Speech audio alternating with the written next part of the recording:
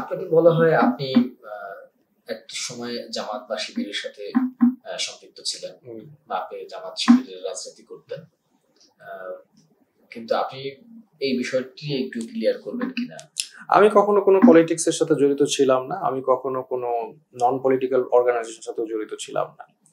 At the same time আমি কিন্তু সবসময় মনে করেন রাজনীতি করেছি। এটা হচ্ছে অরাজনৈতিক রাজনীতি যেটা বলি, এটা একটা কন্ট্রাডিকশন, বাট যেটা এখন হয়েছে যে স্টুডেন্টরা বিভিন্ন জায়গায় প্রাইভেট ইউনিভার্সিটি যে পলিসি চেঞ্জ তারা করার দাবি জানিয়েছে, এটা কিন্তু অরাজনৈতিক একটা কোনো সংস্থা না, কোনো পলিটিক্যাল পার্টি না, এই সেন্সে কিন্তু অরাজনৈতিক, কিন্তু তাদের দাবি কিন্তু রাজনৈতিক। এই ধরনের কাজ কিন্তু পায়োনিয়ারিং আমি করেছি। আমি প্রাইভেট ইউনিভার্সিটিতে আপনি যদি ইতিহাস ঘেটে দেখেন, আমার ইতিহাস দেখেন, প্রাইভেট ইউনিভার্সিটির ইতিহাস দেখেন, এই ধরনের অরাজনৈতিক রাজনীতি কিন্তু আমি ইন্ট্রোডিউস করেছি প্রাইভেট ইউনিভার্সিটির। আমি ফার্স্ট হচ্ছে বাংলাদেশে এই যে রাজপথ ব্লক করার একটা যে সিস্টেম, সেটাই আমি চালু করেছি। নন ভায়োলেন্সের থ্রুতে না, নন ভায়োলেন্টলি আমরা রাজপথ ব্লক করেছি। সেটা হচ্ছে ভ্যাটের আন্দোলনের সময়, যেটা নেতৃত্ব আমি দিয়েছি। তো ওই সেন্সে আপনি বলতে পারেন যে আমার মতাদর্শ ইসলামিক হলেই যে আমি কোনো একটা দলের সাথে জড়িত বা কোনো ইয়ের সাথে, এরকম না। আমি মুসলিম, এটা আমার আইডেন্টিটি, এবং আমি বিশ্বাস করি কোরআনের আলোকে দেশ চললে দেশ আরো ভালো চলবে, আইন শৃঙ্খলা বাহিনী আরো ভালো চলবে। কিন্তু অ্যাট দ্য সেম টাইম আমি কোনোভাবে এই পার্টির সাথে না রিলেটেড না, but at the same time আমি কিন্তু পলিটিক্যালি অ্যাক্টিভ সারা জীবনই ছিলাম ওই সেন্সে। আপনি যদি পলিটিক্যাল ভাবে কখনো জড়িত না থেকে থাকেন, সেক্ষেত্রে এখন আসলে ওরকম পরিকল্পনা আছে কিনা যে কোনো, যেহেতু আপনি বলছিলেন যে আপনি একটা রাষ্ট্রের স্বপ্ন দেখেন, তো সেই জায়গা থেকে তো আসলে পলিটিক্সে বা রাজনীতিতে আসার আসলে আগ্রহ আছে কিনা, বা আপনি গেলে কোন ধরনের রাজনৈতিক দলের সাথে যুক্ত হতে চান? না, আমার আসলে বাংলাদেশের মানুষকে আসলে যেগুলো ফিলোসফিক্যাল প্রবলেম আছে, আমার রাষ্ট্র ধর্ম ইসলাম, কিন্তু আমার দেশ আবার সেকুলার, মানে ধর্মের সাথে রাজনীতি আলাদা, এটা কিভাবে মেক সেন্স করে না। এই ধরনের যেগুলি প্রবলেম আছে, আমরা বলি হচ্ছে আমাদের ফ্যামিলি ল হচ্ছে ইসলামিক, আবার ক্রিমিনাল ল হচ্ছে ব্রিটিশ, মানে পুরো দেশটা একটা কন্ট্রাডিকশনের মধ্যে আছে।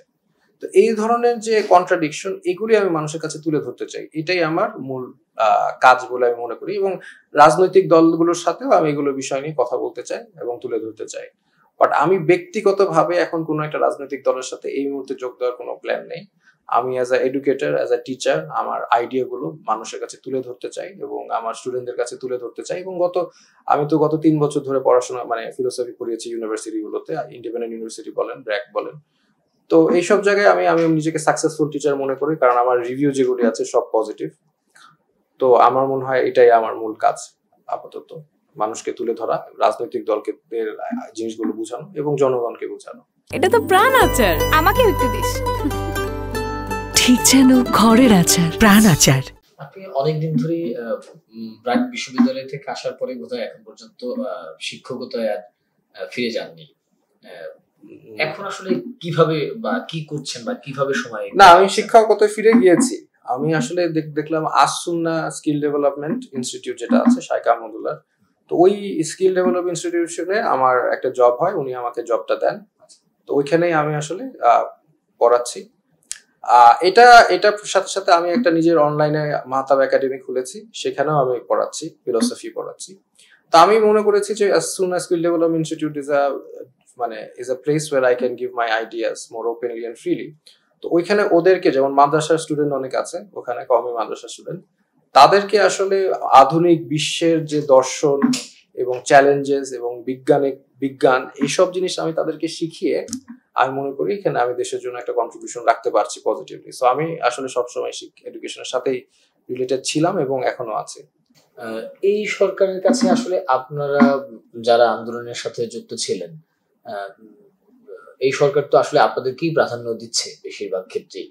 তো এই যে আপনি যে কথাগুলো বললেন, এরকম কোনো প্রস্তাবনা এই সরকারের কাছে আপনারা এখন পর্যন্ত দিয়েছেন কিনা বা দেবেন কিনা, যে আপনারা আসলে এই ধরনের রাষ্ট্র চাচ্ছেন বা আপনাদের এরকম পরিকল্পনা রয়েছে, সেই ধরনের কোন রোড ম্যাপ এই সরকারের কাছে দিয়েছেন কিনা বা দিবেন কিনা? এরকম দিব না, কারণ হচ্ছে অ্যাজ আই সেড, একটা ইন্টারিম গভর্নমেন্ট আসলে মানুষের উইলটা রিপ্রেজেন্ট করে না।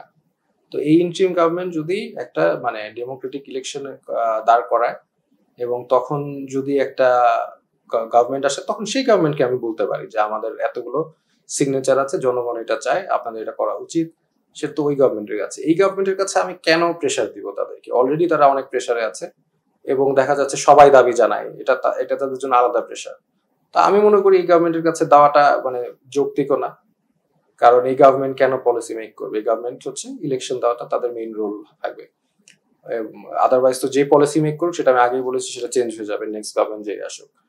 তো যার ফলে এই গভর্নমেন্টের কাছে আমরা কোনো রোড ম্যাপ দিব না এবং দিতে চাইও না। মানে যে নেক্সট আসবে তার কাছে আমি হয়তো বা বলবো যা বলার।